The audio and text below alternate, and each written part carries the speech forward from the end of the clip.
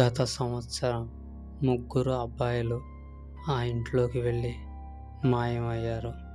కానీ ఈ సంవత్సరం వాళ్ళు తిరిగి వచ్చారు.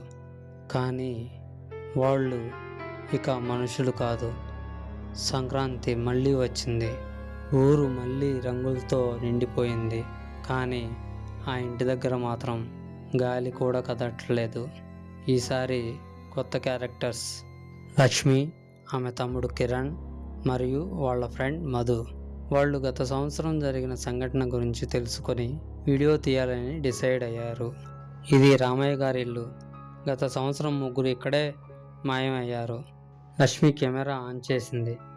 అప్పుడే కెమెరాలో ఒక గ్లిచ్ వచ్చింది. ఒక ఫ్రేమ్లో ముగ్గురు షాడోస్ కనిపించాయి.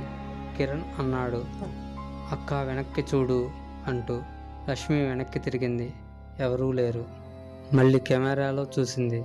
ఈసారి క్లియర్గా కనిపించింది రవి, అజయ్, సురేష్. కానీ వాళ్ళ కళ్ళు పూర్తిగా నల్లగా ఉన్నాయి. ఇంటికి తలుపు మూసే ఉంది. కానీ అంతలోనే తలుపు లోపల నుంచి కొట్టిన శబ్దం. దమ్ దమ్ దమ్. మధు భయంతో అన్నాడు, "లోపల ఎవరో ఉన్నారు." అప్పుడే తలుపు తానే తెరుచుకుంది.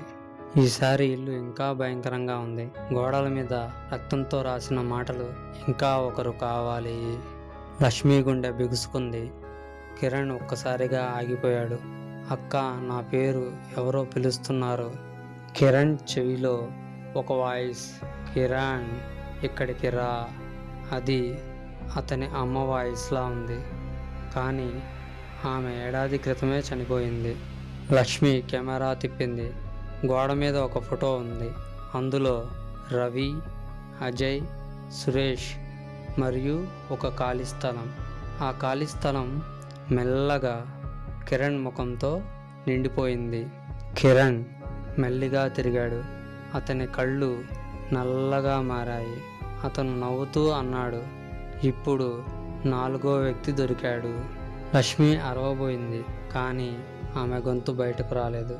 కెమెరా కింద పడిపోయింది. ఫ్రేమ్లో కేవలం పాదాలు మాత్రమే కనిపిస్తున్నాయి. ఒక్కొక్కరు వాళ్ళు మాయమవుతున్నారు. మరుసటి రోజు ఊరి వాళ్ళు మళ్ళీ ఆ ఇంటికి వచ్చారు. అక్కడ కెమెరా మాత్రమే దొరికింది. వీడియో ప్లే చేశారు. చివరి ఫ్రేమ్లో లక్ష్మి, కిరణ్, మధు గోడపై ఫోటోలో నవ్వుతున్నారు. అప్పుడే వీడియోలో నుంచి ఒక వాయిస్ వినిపించింది, "ఇది ఇంకా పూర్తి కాలేదు" అంటూ.